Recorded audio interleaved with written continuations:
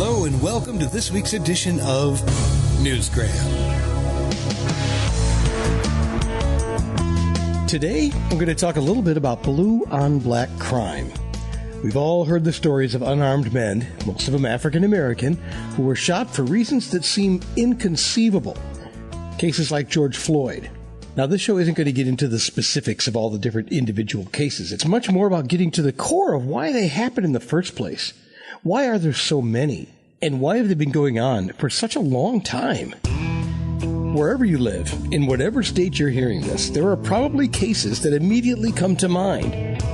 Linger on that for a minute while I introduce you to Vaughn LeMon. He is a black, patriotic American man.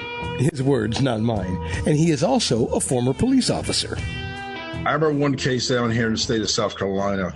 It was a traffic stop in which a police officer had stopped this man. The man was unarmed, but his paperwork was not correct on his vehicle. And a police officer was questioning him. And it got to the point where the man just got out of his car and just took off running away from the police officer, leaving his car right there, the police officer's car behind his, and he started running away. So the police officer tased him. They shot tasers at him. And what he did was he took the tasers out and threw the tasers cords back at the police officer and turned around and continued to run. And then the police officer shot him in the back 9 to 11 times. And then when they called for a backup, he got together with the backup officer and they devised a story on the scene of what to say, what actually took place.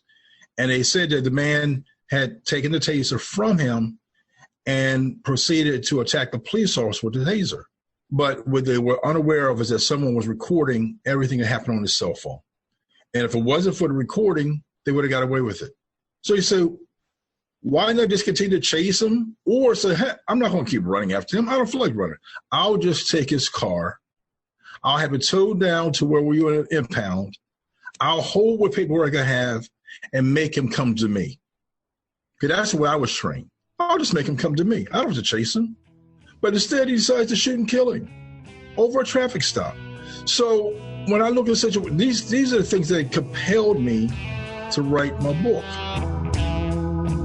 So he wrote a book called Blues in Blue. And in it, there are other stories just like this one, but there is a lot more. It's a biography based on his experiences in the 70s and 80s. Personal experiences with his job training and the racism and discrimination that he dealt with firsthand. We're talking 40 to 50 years ago. Yet many of the things he talks about in his book are still happening today. And he says a lot of it has to do with training. When we get out on the pistol range, we all have targets in front of us that we're going to shoot. The targets are a very large rectangular cardboard piece of paper with a black silhouette of a person in the center. And we're to shoot for center mass of that black silhouette. So the sergeant's behind us. We're all standing there at our post. He says, ready line clear, clear on the left, clear to the right, clear to center. All right, let's shoot these niggers. Fire. And when he said that, everybody started shooting. I stood there and I pointed at the target until my hand even began to shake because his words were going on in my head. If I pull the trigger, then I'm shooting not just at the target, I'm shooting at niggers. I'm shooting at black people. I'm shooting at myself even. And it just started getting to me. Then I just went ahead and rapid fired this, bow, bow, bow, bow, bow, bow, bow, bow, bow, bow, and just to get it out. Then I went over to him. I said, shoot these niggers? He looked back at me with a grin on his face like it was a joke, like it was funny to him.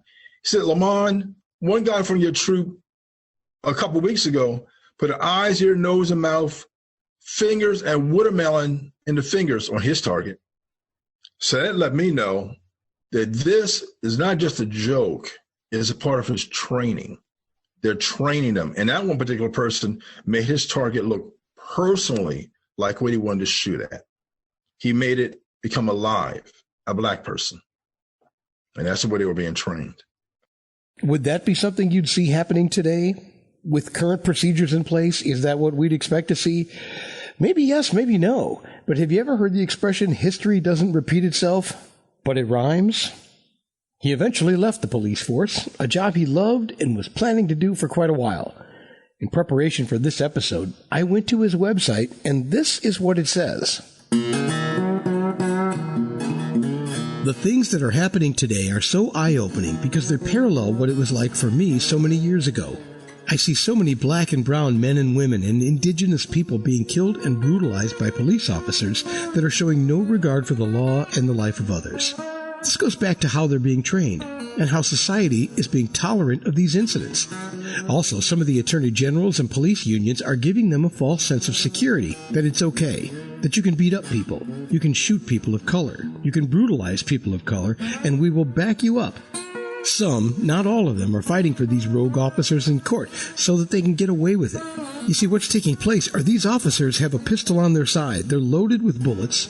They're wearing their Kevlar vests. They have their blackjacks. They have their tasers. They have their batons. And they have their spray. And they're attacking unarmed citizens and then saying, well, we were afraid. So let's get down to it. Why is there so much blue on black crime? In order to find the answers, Mr. LeMon draws on his own personal experiences and offers up some very candid answers in his book, The Blues in Blue.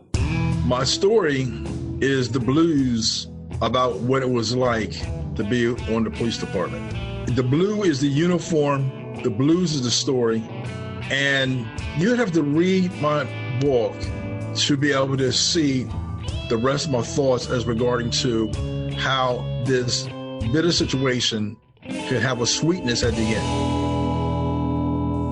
His book is very easy to find. You can find it online at Amazon and other places, but I would suggest visiting his website, especially if you want to learn more about Vaughn. It's vaughnlemon.com, VAUGNLEMON.com. There's a link to it right in the show notes. And that'll do it for this edition of Newsgram from webtalkradio.com.